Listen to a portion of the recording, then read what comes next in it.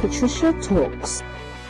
Welcome to Patricia Talks, the show where you get to hear stories from everyday people about their extraordinary lives, from authors to sports personalities, TV personalities and entrepreneurs. Welcome to Patricia Talks.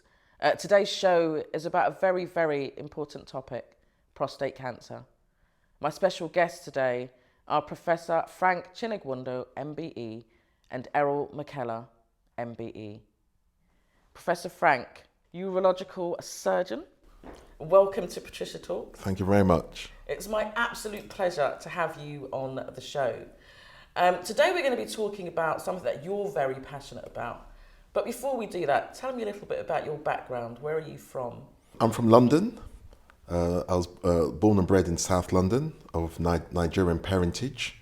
Went to school in London, got through that system, and then went to medical school at St George's Hospital Medical School in Tooting.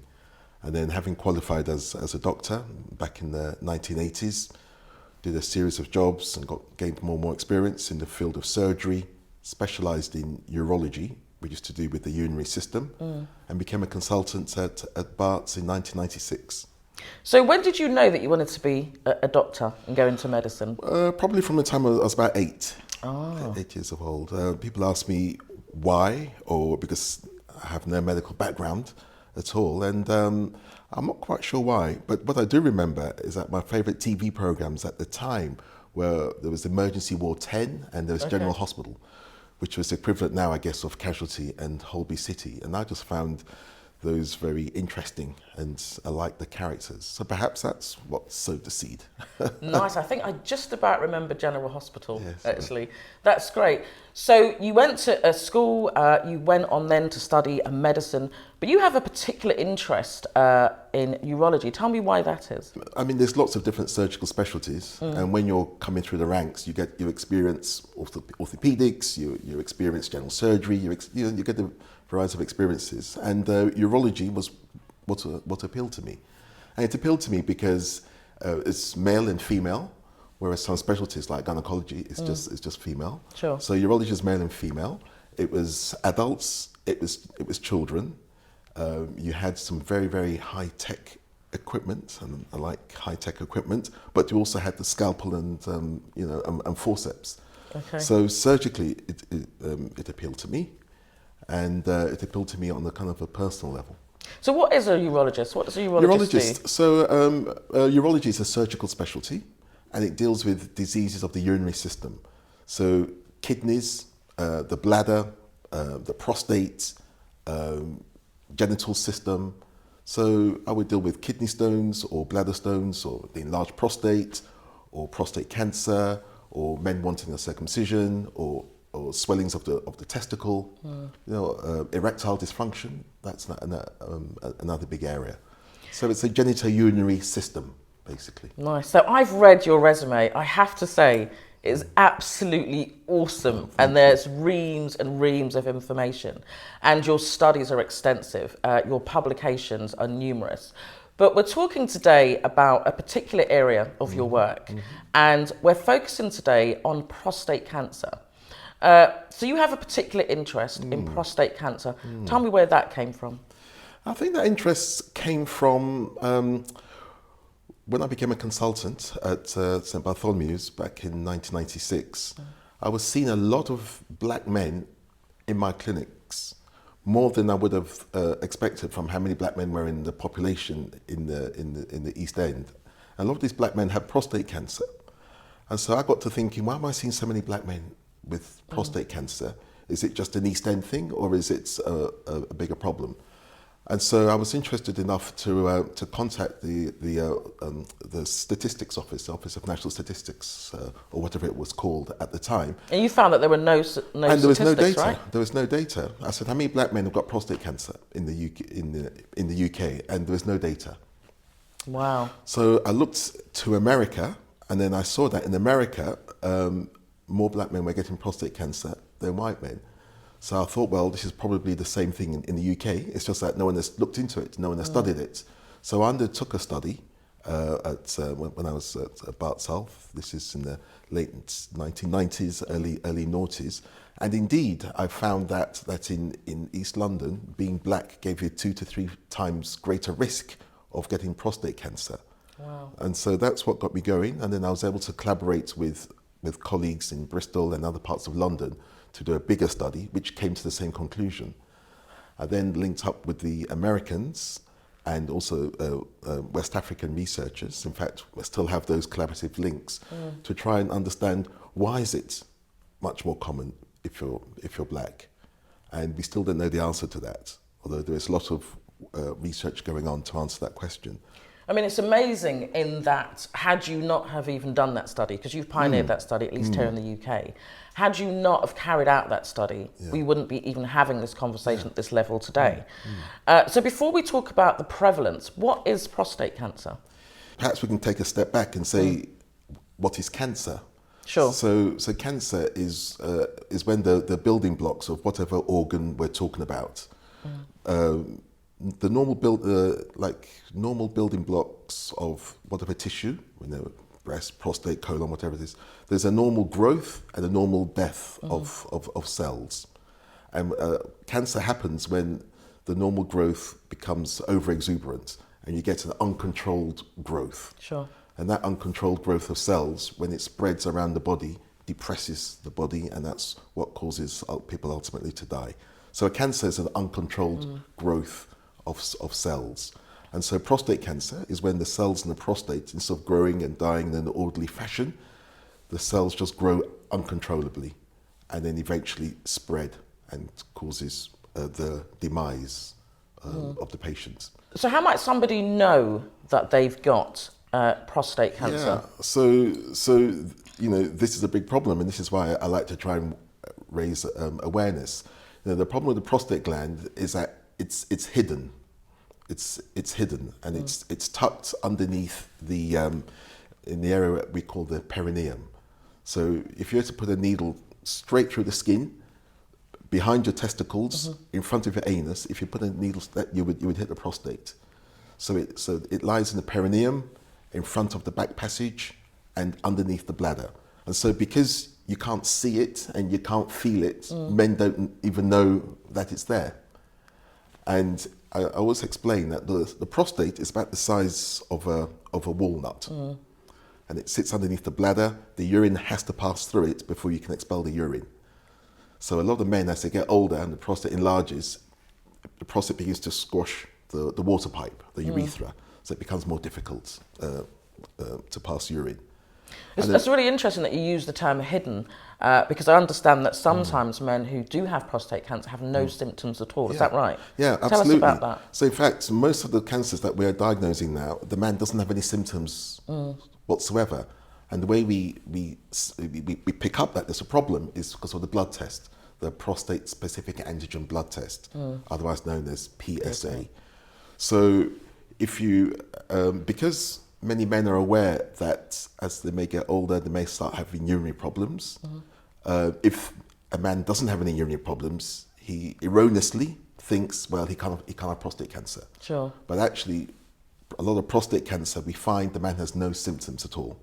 So what would bring a man to your surgery and then be tested, have the PSA test? What would have led to him coming to you and that investigation? Sure. So there's two ways that men would come by me. One is they have had a routine PSA blood test.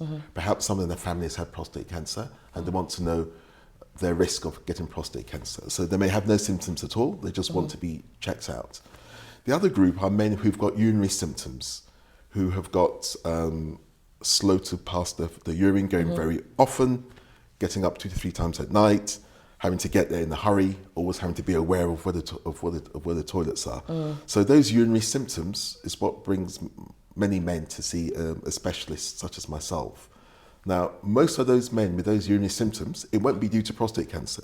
It'll be due to the age-related enlargement of the prostate and the prostate squeezing the water pipe. Sure. But in the course of investigating that man, we would do a PSA blood test. If that blood test is raised, then we go on to further investigations. such as an MRI scan, such as taking a biopsy of the prostate. And then some of those men will turn out to have prostate cancer. Tell me about the biopsy. Is that something they'd have to go into hospital to have done under general anaesthetic? Is it a local thing? Yeah, so the biopsy is done under local anaesthetic. Yeah, Yes, it has to be done in a hospital setting. Sure. And it has to be done by a specialist nurse or a specialist doctor. It takes about 20 minutes to do, and there's various ways you can do that. What we do at my institution is that we put the needle through the perineum, which is mentioned earlier, behind the testicles, in front of the anus. So that's where we pass the needle through. Of course, we numb the area first with some injections. I was saying that sounds somewhat excruciating, and I'm sure for some men that would be a reason why they might perhaps be somewhat put off. It's not a painful procedure because we put a local anaesthetic injection, so we numb that area before we put the needle in and take samples of the prostate gland, and then the pathologist looks at the sample under the microscope and says, no, there's no cancer here, or yes, we found some prostate cancer. So, Professor Frank, can I just ask you, for females, we get a routine letter that calls for us to undergo cervical cancer smear test or breast cancer examination. Sure. I understand that men don't have that same process of receiving a letter and then having a routine check. Tell me about that, because you do practice in the NHS. Yes. So tell me about that from an NHS perspective. So, you know, I'm at odds with the NHS over this, and I've been saying for the last 20 years that we should be screening men for prostate cancer in the same way that women are screened for breast cancer. The NHS, I mean, they have a body called the National Screening Committee that looks at whether we should be bringing in screening programs. I disagree seriously with them as to their view is not to screen for prostate cancer, and there's a variety of reasons why they take that view. Sure. I think they're wrong, and many of my colleagues feel they're wrong. Are you able to tell us any of those views?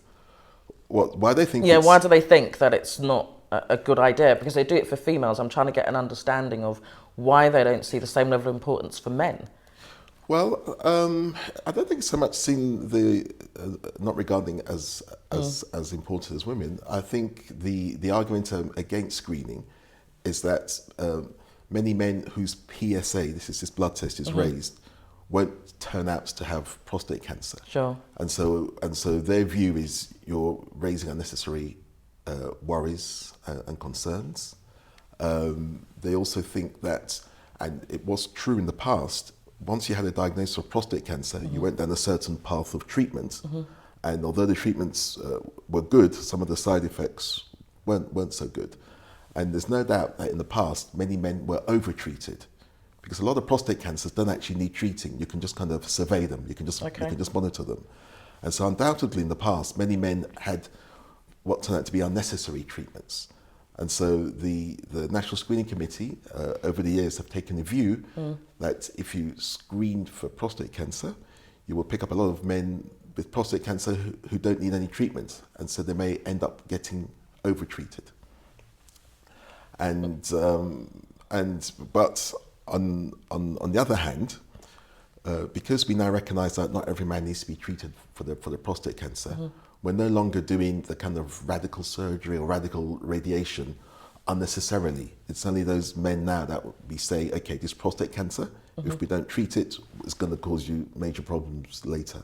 Sure. So we don't treat everybody now with prostate cancer. So I'm saying to the National Screening Committee that over-treatment and over-diagnosis, that's historical.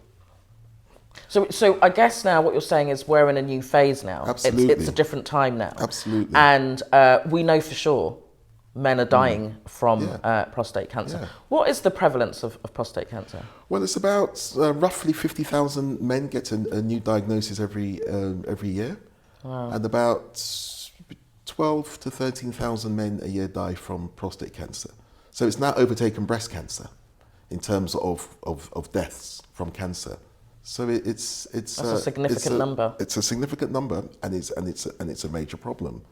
And there is very, very good data now from long-term studies on the continent that if you screen for prostate cancer, you can reduce the mortality by something like 25 percent, Absolutely. or even greater. Some screening studies, like in Sweden, have shown a 50% reduction in mortality.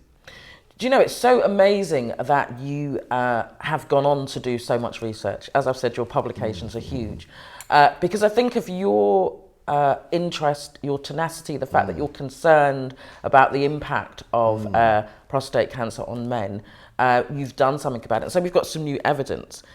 Can you tell me about the difference between black men and white men in terms of the rates of cancer, prostate cancer? Is there a difference? Yes, there's a big difference. So the biggest difference is that black men are twice as likely to get prostate cancer than white men. So we say 1 in 4 black men at some point in their lives will get prostate cancer, whereas for white men it's more like 1 in 8. So you have an increased risk of getting prostate cancer. And not only that, you tend to get it at a younger age, on average 5 years younger than white men.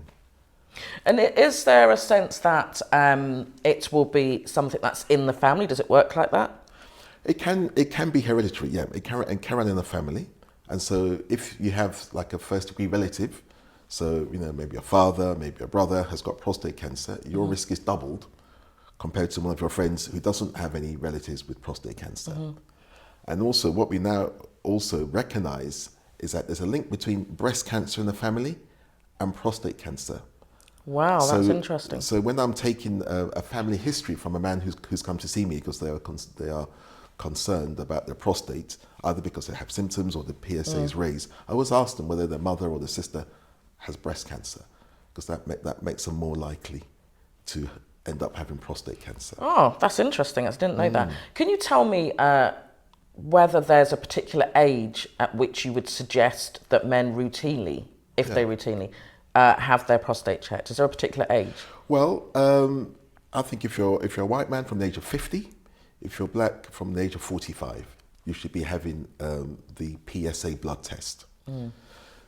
There's also this whole thing about the rectal examination, because the only way you can actually feel the prostate gland is by putting a finger into the rectum, into the back passage. And many men are put off by that and don't actually come forward to see their doctors. So, I mean, what I say to men is that the blood test is the most important thing. The blood test, the blood test is 90% informative of your risk of prostate cancer.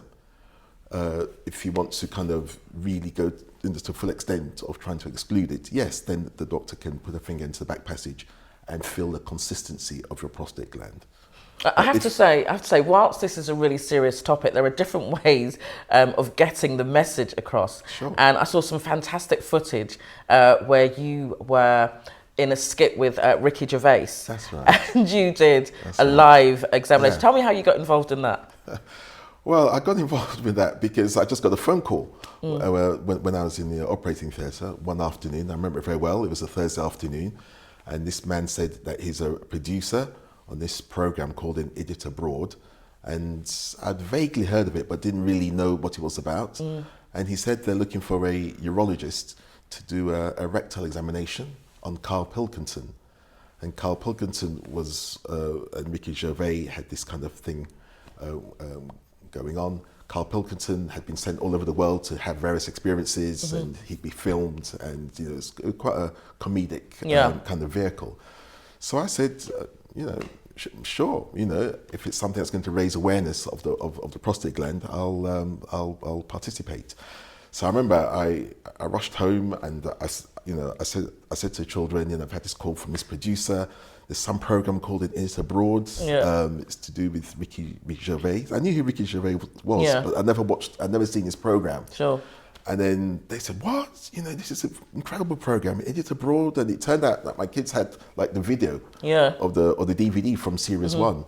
So I spent that evening going through, all the 8 episodes of what it was, of series 1, to get an idea of what the whole setup was. And then on a Monday, when they rang me back, I said, sure, I'll go ahead. And so they told me that Carl Pilkington will probably not agree. He's not, to having this done on camera, but, see if he can, talk him around. So I turned up at this studio, it's somewhere in Camden it was. I'd never met Ricky Gervais before, or Steve Merchant, who was the other personality involved. I'd certainly never met Carl Pilkington. So I didn't quite know how the thing was going to pan out. Sure. And then, so I sat with Carl Pilkington and Steve Merchant and just had a chat with them and that. And then they said, I think it's time for Carl Pilkington to join us. So Carl comes in, and then Ricky Gervais says to him, I'm worried about your prostate, Carl. I've got the guy who's going to check you out. And then there was a whole kind of discussion about whether Carl was going to go through with it or not. So you actually performed this examination live? Yes, yes. Because I saw it. Was that the real examination? It was. Wow, that's fantastic. Yes, it was. Yes, it's my claim to fame. I guess the important thing about that was that although I was actually really laughing, it was really funny, I think it really brought home the importance of having it done. I think for men who were concerned about the examination, it showed that by the time you clicked your fingers, really, it was over. Yeah, absolutely. And for women, we have to go through quite an intrusive procedure ourselves. Professor Frank, before we end our discussion, what's your message to men out there? Because I know that you've done some studies around the ethnic differences, and you found that in Kingston, Jamaica, the highest rate of prostate cancer. You said that sort of 1 in 4 black men in the UK That's have right. that. You were saying that there's a difference between white men and black men, and that the NHS were concerned about kind of over-treatment. But you've done some further research, and we know now that there are so many men that are losing their lives. What's your message to the change makers, to young men out there, to families? What's your message to them? So my message to men is that they should be prostate aware. A lot of men don't even know that they have a prostate, and they don't know what it does. So I explained to them that the prostate gland is what produces most of that seminal fluid that comes out when you climax, and that prostate is providing the fluid that nourishes the sperm. So when the man ejaculates, what comes out is a mixture of sperm from the testicles and fluid from the prostate, and that nourishes the sperm as they're going through the vagina trying to find the egg. So it's a sexual organ. So I think if you don't even know what a prostate is, you're not even aware of it, or you have no concept, then you're not going to know that you should be having a regular blood test, certainly from the age of 45. But if you have a family history of prostate cancer, I say from the age of 40. So one of the things that I think we should be doing is raising awareness. I think school kids, boys are taught about examining their testicles, which is great, and they should be, but they're not taught that when they're a bit older, they should be thinking about their prostate glands. So every man should be having the regular PSA examinations. To the change makers and to the powers that be and the authorities, I would say we should be bringing in a national prostate screening program. Sure, the PSA blood test is not perfect, by any means. So it can be raised and there's no prostate cancer. Or at times it can be normal, but when we feel the prostate, it is abnormal. So it's not a great test, but it's the best that we have. So you're saying basically work with the best that we have, get people in, raise awareness. Absolutely. Some of it's taught at school. We want to raise that so that when the boys are older and they become men, they understand that there is this test that they can they just go to their GP for this test? Yeah, they absolutely. can just go to their GP. Yeah. So Professor Frank, not only have you been a celebrity on TV doing live prostate examinations, but you've also been awarded for your work, and I understand that you have an MBE. Yes. Tell us about that. Yes, so that was awarded in 2013, and it was tremendous to be recognised in that way. And I'm grateful to whoever it was that nominated me and whoever supported that nomination. I think it was probably for a variety of things that I do. So apart from kind of pioneering this black men and prostate cancer in the UK and raising awareness and getting other charities involved, I've been chairman of the charity Cancer Black Care. Yeah, I was going to talk to you about that. For the last, since 1998 I've been chairman. And this is a black charity that's based in Brent and gives support to cancer sufferers. Although it's called Cancer Black Care, you know, we deal with all comers, actually, but its unique selling point is understanding very well the concerns that people in the black communities have. And we support them in terms of information provision, we support them in terms of counselling if they need counselling, we support them in terms of them getting benefits or housing issues that arise as a result of them having their cancer. And what are some of the challenges that you might face or the organisation might face keeping that kind of charity organisation running? What are some of the challenges you might face, if any? There's always been challenges. The challenges are in the main financial challenges. You know, it takes money to pay staff, it takes money to have the premises. We've been fortunate enough over the years that Brent CCG have supported Cancer Black Care. In the last year or so, they say they no longer have the funds to do that. And so we are facing a threat of going under. Wow. So without an injection of funds in the next couple of months, we may have to cease doing the unique work that we are doing in the community. And not only does it do that one-to-one, I have a problem, please help me, not only do we do that, but Cancer Black Care has been very instrumental in terms of on the national agenda of trying to address some of the inequalities in cancer care. I, for example, sit on the Bowel Screening Advisory Committee. So, which is important. It's important to have a place at the table. So when these screening studies are being, or these national screening programs are being set up, you know, I'm able to advise that one size does not fit all in terms of how you get that screening message across. Sure. You know, so for example, you know, once you're above a certain age, you'll get a letter through the post and a little kit to put a little stool sample in, and the uptake of men and women for bowel cancer screening is much lower in black communities.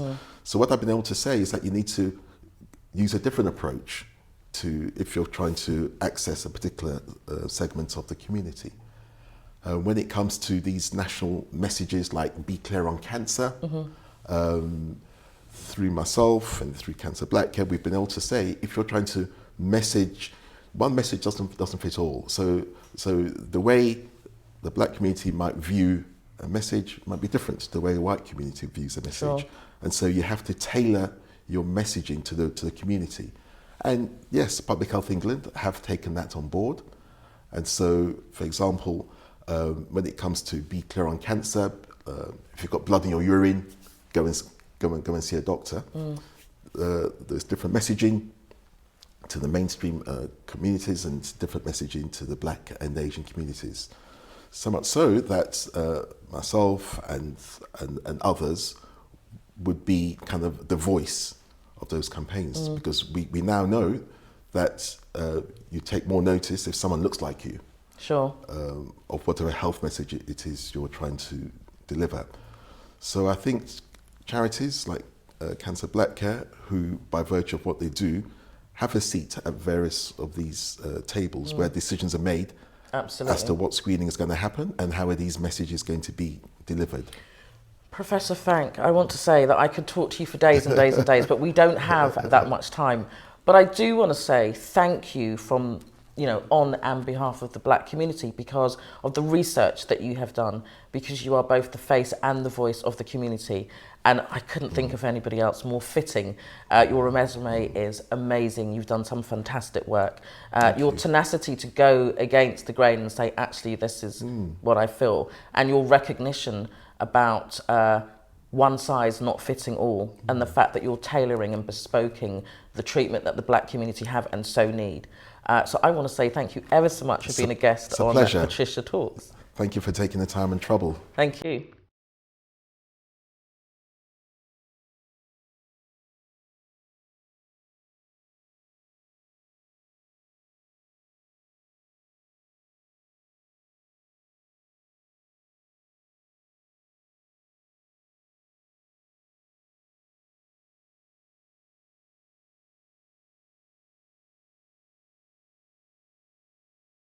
Is Errol Mckellar, Ambassador for Prostate Cancer in the UK. I'm so excited.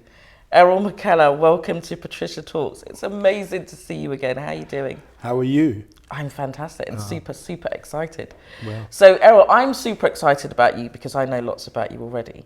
But how about you just take me on a bit of a journey about your background? Where were you born? Where did you grow up? Tell me about that. Well, as you've said, I'm Errol Mckellar. I'm 63 years of age. I try not to look 63 years of age, but I am. And you're doing a great job. Yeah, that's the wife. That's credit to Sharon for that. I'm born in Brent, so for me, you know, it's almost like coming home, having this conversation with you. Went to school in Brent, left school, went to college in Brent, played football in the area that we're in now, ended up becoming a car mechanic, or in what we call motoring terms, technician, motor technician. So tell us about your career, because you talk a lot about MOT. Tell us about your career. What do you do? Right, well, my role in the garage world, as we call it, is I service and repair cars, and I do MOT testing on these vehicles as well. What does MOT stand for? It's the Ministry or Motor Organisation, right, of the testing of vehicles, right, for whether the vehicles are roadworthy to be on the road or not. Nice. So Errol, tell me, growing up as a young person, or maybe say your first, entrance into adulthood, what was health like for you? What was your health like? Well, you know what? I grew up with the principle, thanks to the wonderful family that I had, that, if I got up every morning and had my bowl of porridge, I wouldn't be sick. And I took it literally. Not only did I eat my bowl of porridge, I ate my brothers and sisters as well. So you were ensuring good health? Yeah, because I always felt that there's certain things that you had to follow and listen to. And, I always thought that my health was excellent, because I was very active, I played sport and, grew up and did all my chores. I kept myself in good shape. Sure.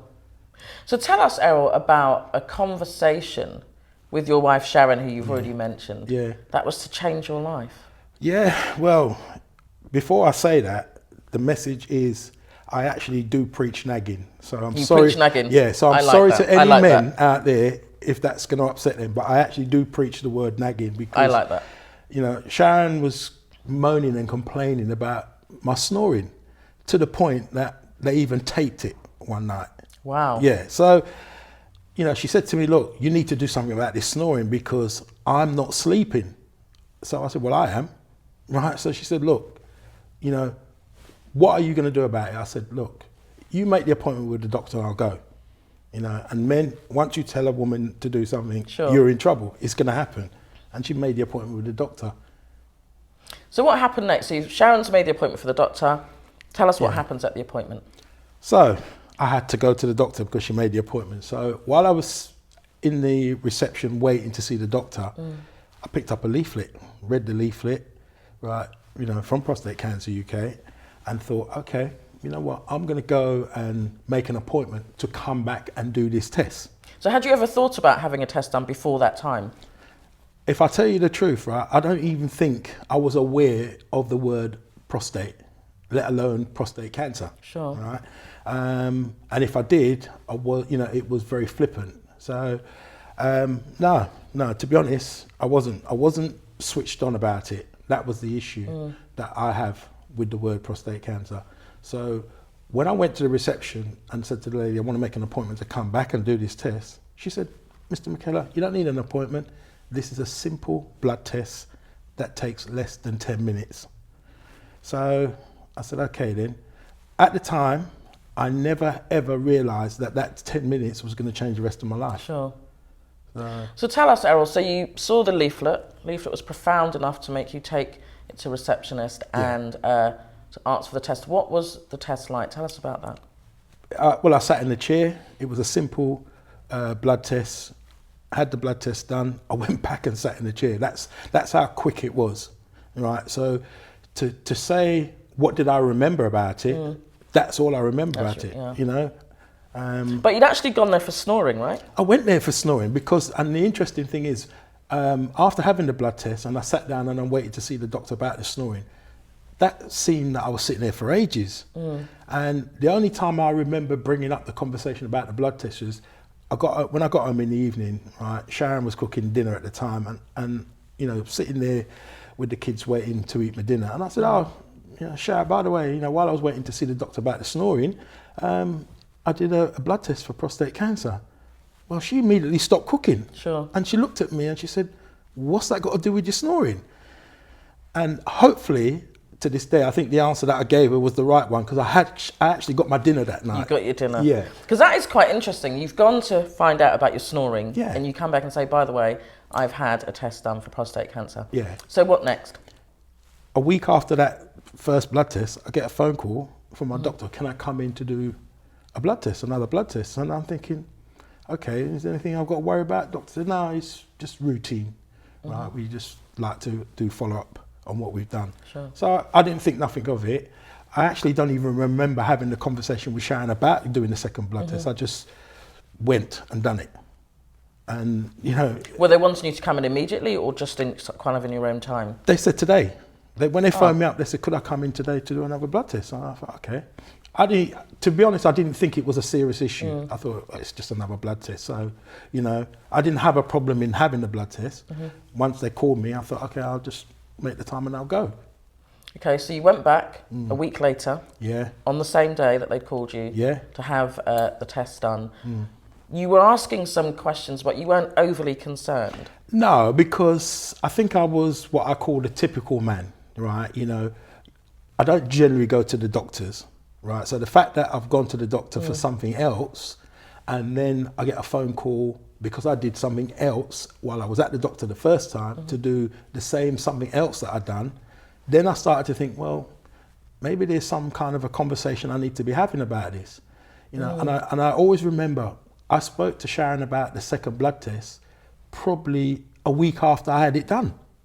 Because you didn't really see any real significance, right? No, didn't see the need to make it a concern, if you like. Because all they said to me is, you know, just want to do another blood test. So that's how I took it. So when did it become a concern?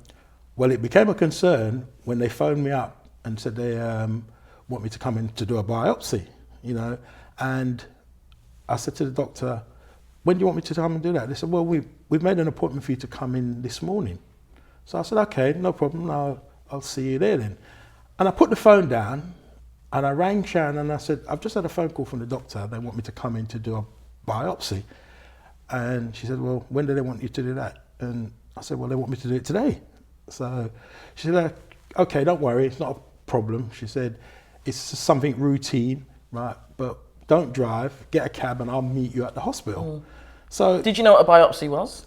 Well, let me tell you the story. Before I put the phone down, right, I probably did what 9/10 of us men do. Right, I said, Sharon, by the way, what is a biopsy? Right, because for me, I had no clue what the word biopsy is or what it meant at that time. I didn't know what it was. And she said, oh, it's nothing to worry about. You know, it's a routine thing, right, that we all have to have, right? She said, I'll see you at the hospital. So she cleverly kind of eased me into going and doing it without worrying about it, you know? When I went to the hospital to have the biopsy, to this day, I'm glad that she didn't actually tell me what it was, because I think my attitude towards it would have been different if I was aware of what I was going for, you know, because it is invasive, right? But it's needed and it's important, you know. So I understand a lot more about it now than at that time when I was actually having it done. So Errol, you've gone from snoring to a moment in the waiting room where you read a leaflet, to the first blood test that you had on the day, to a call back to have another blood test on the day that you received the call, to a telephone call now that asks you to go to the hospital to have a biopsy done on that day. What were the sort of things that were going through your mind?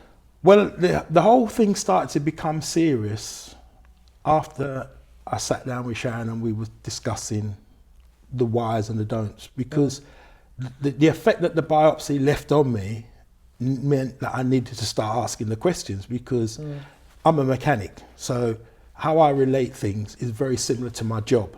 You know, if someone comes into me and there's a warning light on that car, right, then I'm saying to them, look, we need to address it. Now, some people will take that attitude as, yeah, we'll do it now, or some people will say, well, you know what, I'm going to take my car away and I'll come back when I get some money or when I get the time to come back. But I had to address it like that warning light that was on the dashboard. So had your warning light now come on? Yeah, you know, and I'm a typical man, right? I will generally ignore 9/10 of things that go on, because as men, we kind of half think that we're Tarzan and we can overcome all these things, you know?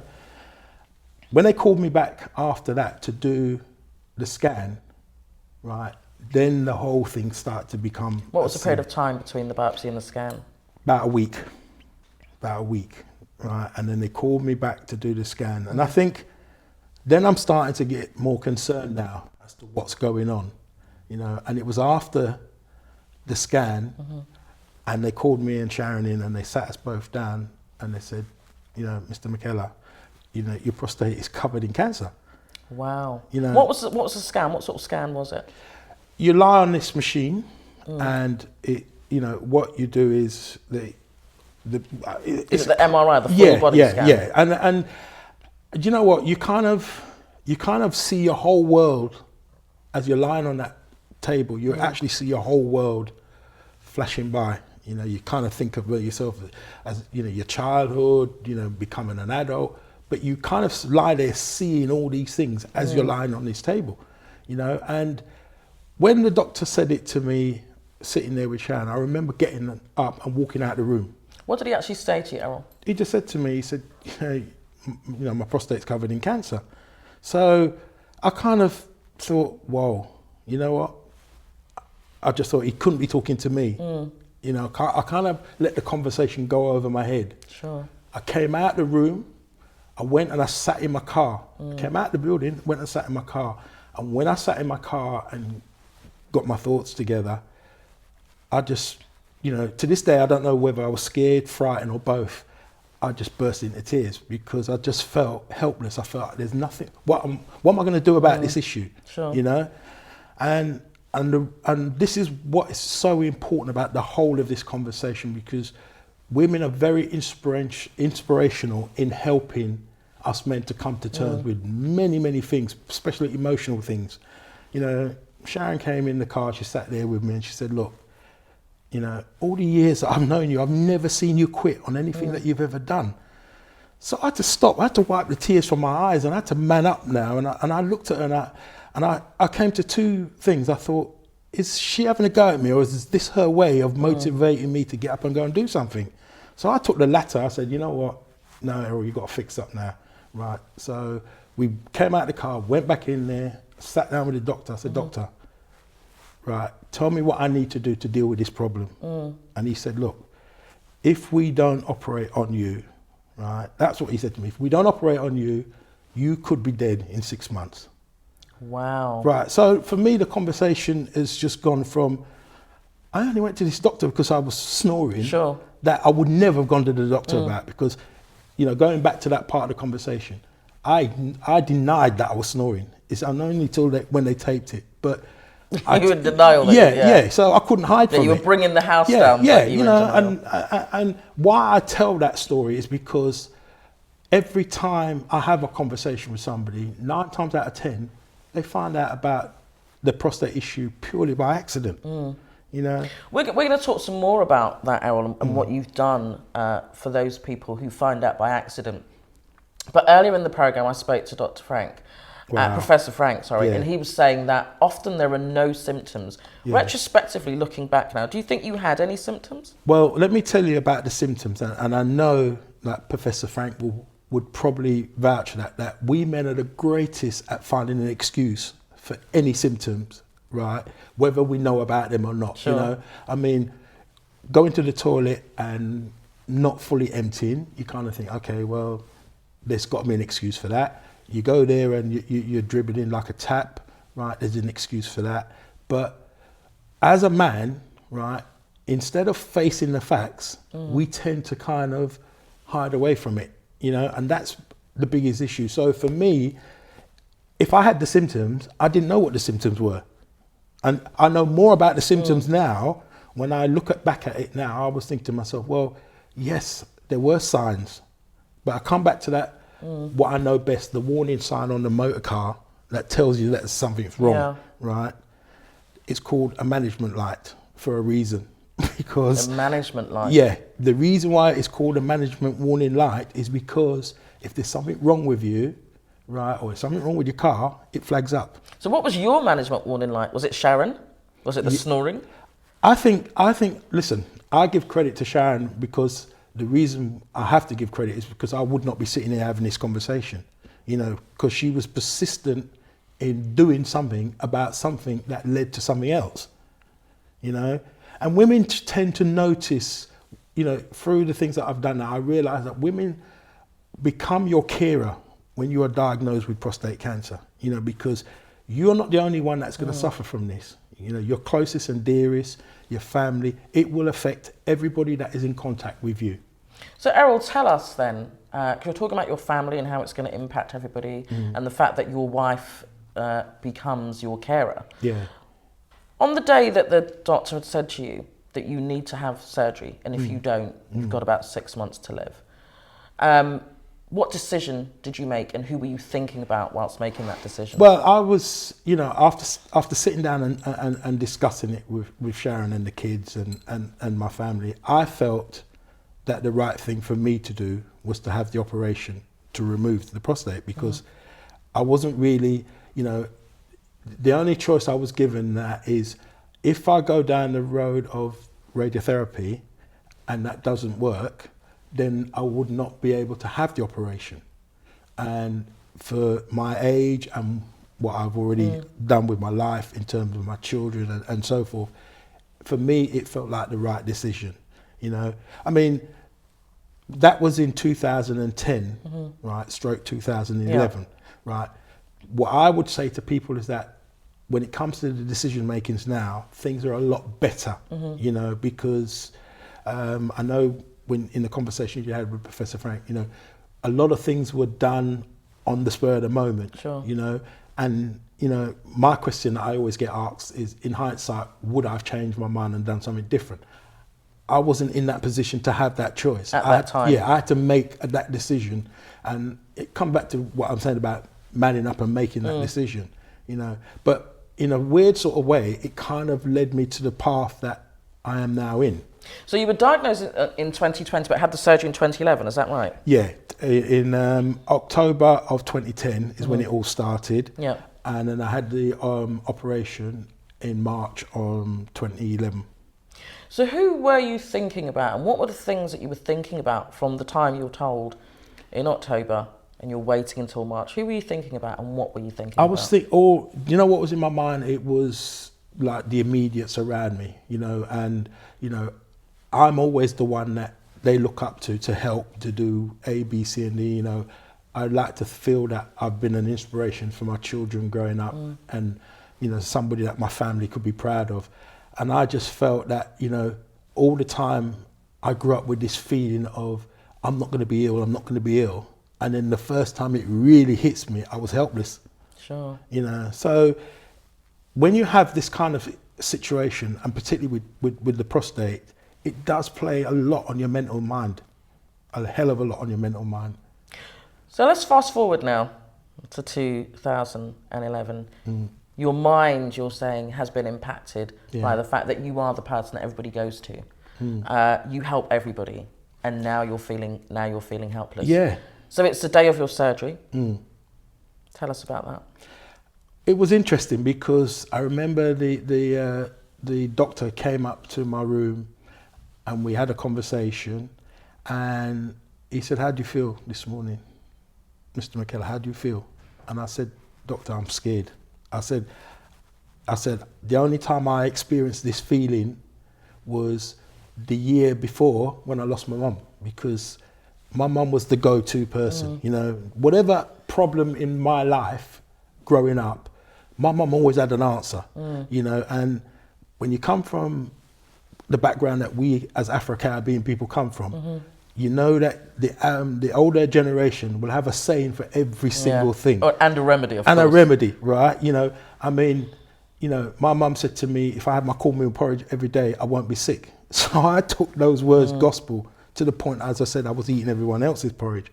But now I'm sick and my mum's not here. So What would she have said if she was here? my mum, do you know what? I'll tell you what's interesting about that question. My mum died in 2009, right? She had a stroke and then she had a stroke on top of that.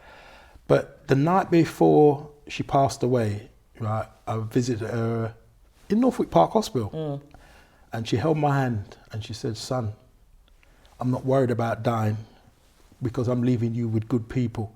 And I never understood what she meant until I had this illness, you know? Because I kept saying to Sharon, I said, Sharon, what does that mean? You know, and you know, like all women, you know, of inspiration, Sharon said to me, look, you know, when we're growing up, right, our elders always tell us something that becomes important. You will find what that means, yeah. And as I recall, Errol, your favourite song, or one of your favourite songs, is "No Man Is an Island." Yeah, yeah. Tell me why that's one of your favourite songs. Because when you listen to, you know, when you listen to the words of that record, right? I mean, Dennis Brown is a big fan of mine anyway, but I just think that he made that song for me. That's how I felt about it, and you know, because he's my favourite artist, and because of the words in that song, right, I felt related to me, right. It's probably part of the inspiration that I have today to go off and do the things that I do, because it's true. No man is an island, you know, especially with the world that we live in today. So we talk about the work that you do, and we're going to come on to that. What was life like after the surgery? Well, this is where it becomes interesting, because after the surgery, I mean, I was out of work for nearly 6 months, you know, because part of it was the recovery of the operation. I still had to have nearly 3 months of radiotherapy after it because, you know, the cancer had already started to travel. And that was brutal. That was really, really difficult. You know, the operation for removing of the prostate, I was asleep, so I wasn't aware of that. But, you know, when having the radiotherapy, you had to go through that every single day. And that was a tough one. And I remember sitting down with Sharon, right, one evening after coming home from one of these test days, as I call it. And I said to her, listen, I feel that I need to do something about this prostate issue, because I said, you know, God must have kept me alive for a reason. You know, if I had the amount of cancer that they told me that I have, and I'm still here, there has to be a reason. And you know what? And to this day, I still don't know where she dragged this statement up from. She turned to me and said, listen, this cancer only knocked you down. It hasn't knocked you out. She said, well, what you're going to do, you're going to go to 12 rounds with it. But she said, I know you will take everybody in the ring with you, right? And if you can beat it on points, then you take that. Do you know, Errol, you always describe Sharon as this phenomenal woman, a phenomenal individual. I know that to be true because I've met her also.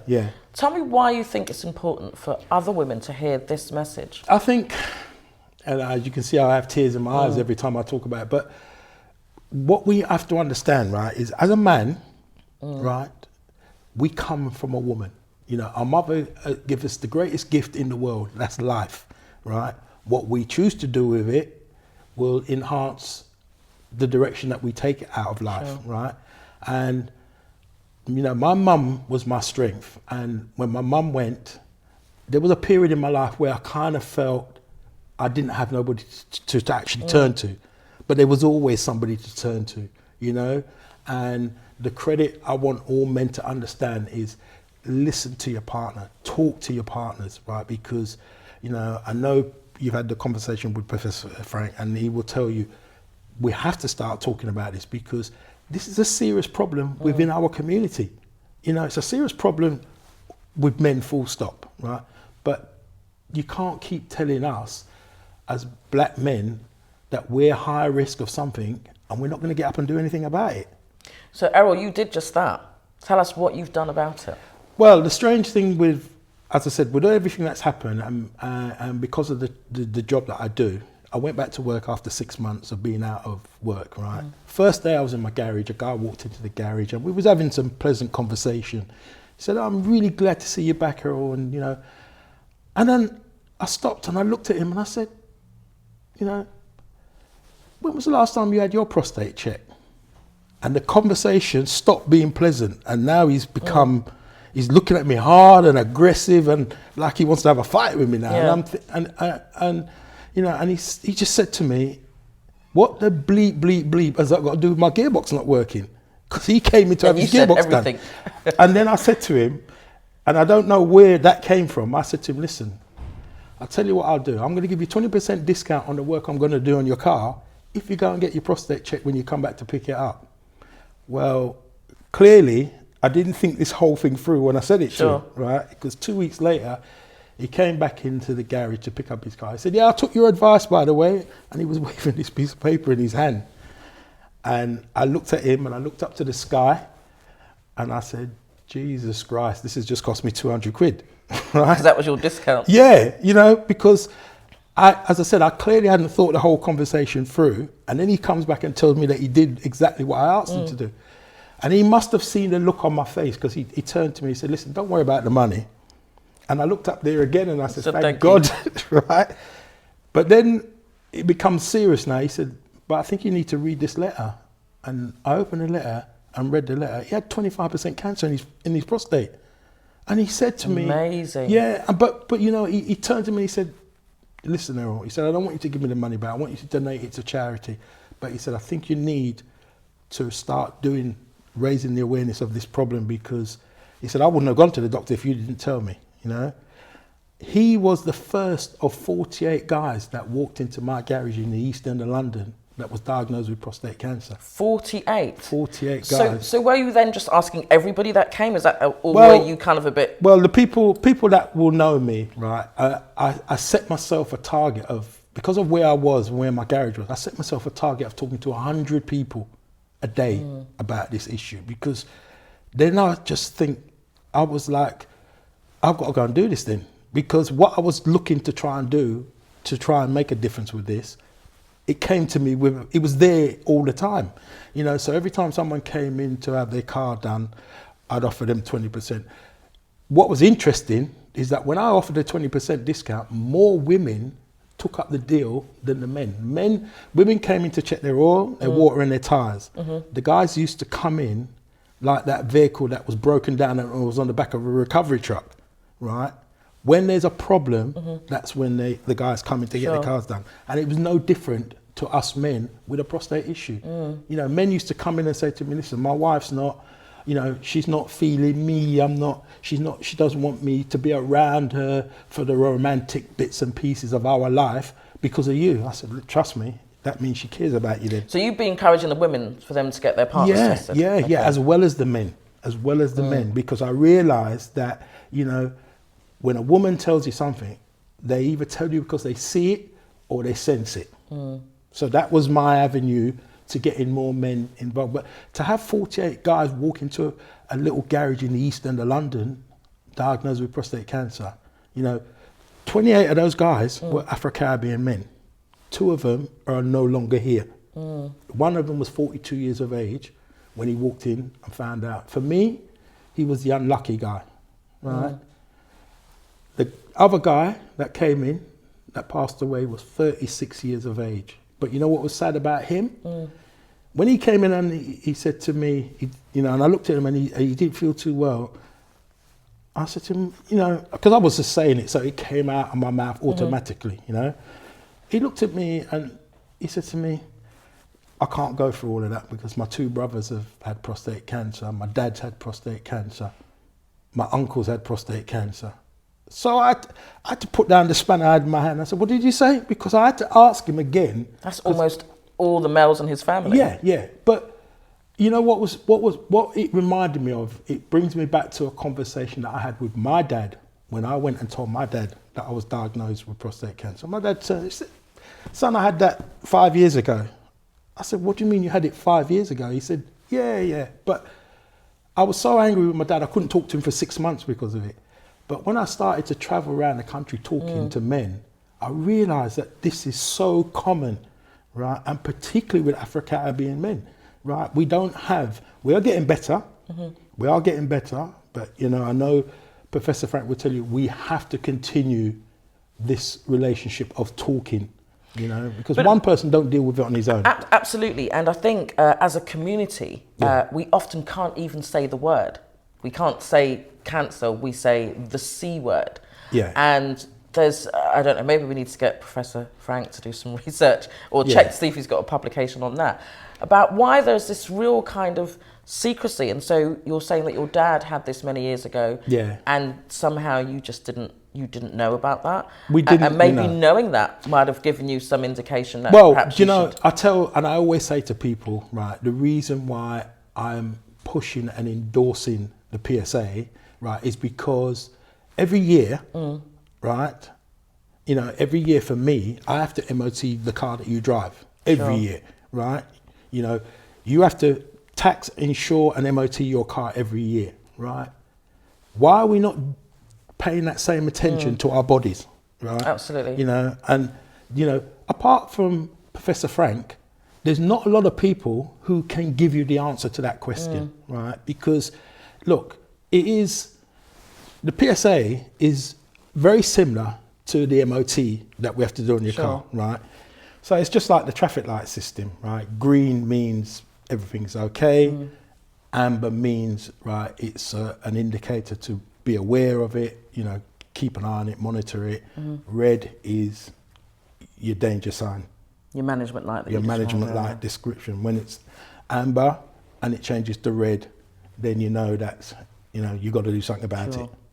So Errol, there's an extensive amount of work that you've been doing since your diagnosis and since your surgery in 2011, and since the first person that visited your garage and you sent them off to have an MOT. Yeah. You've been awarded for that. Tell us about that. Well, you know what, thanks to everybody, right, and I say not just me, but we have been awarded an MBE because, you know, without the help and the, you know, the support and all of you wonderful guys have given me for what I do, the work that I've been involved with Professor Frank on it, you know, I'm honoured to take this on behalf of all of us, but I dedicate it to the people that we've lost through this issue. Sure. That's lovely. You know. So I'm super excited about a campaign that I'm going to be joining yourself and Professor Frank with. Let's talk about that. What's the next step? Well, listen, we've gone through a very tough year. Right, and during that tough year, I've lost personally 15 people to prostate cancer, you know, and in a year, in 1 year, in 1 year. This year alone, already, I've lost 2 people. So this is not going to go away. And I know you spoke to Professor Frank about it.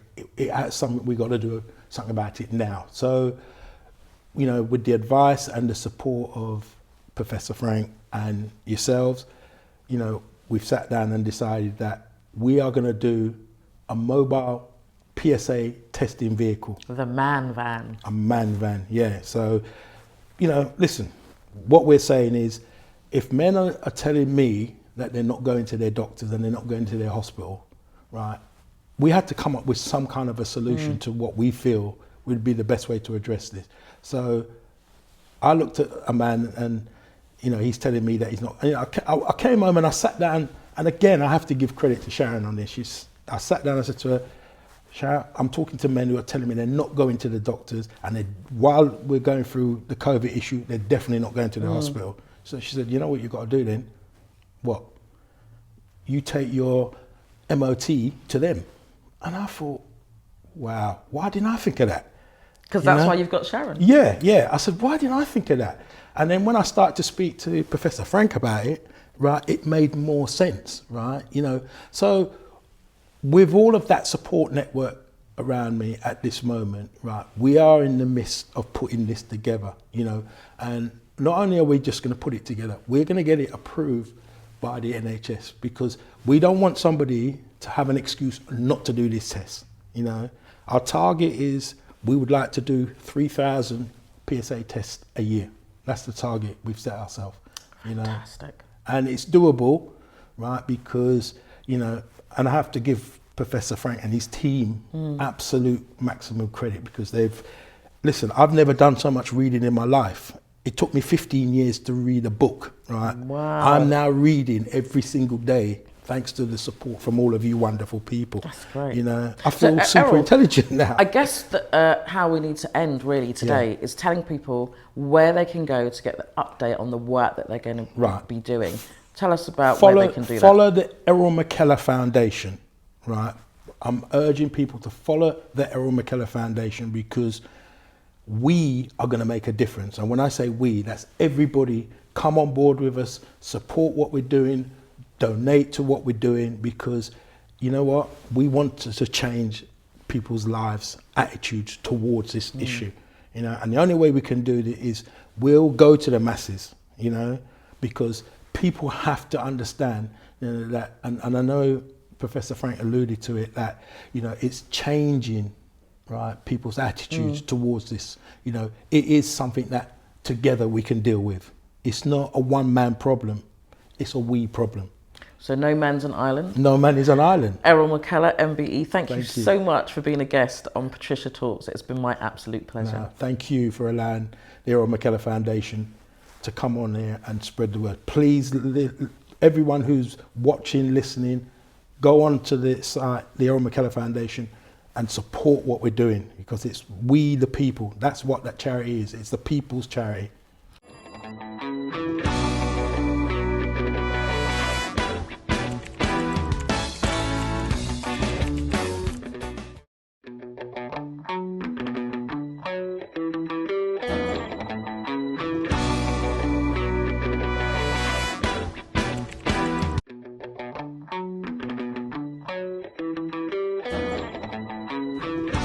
Patricia Talks.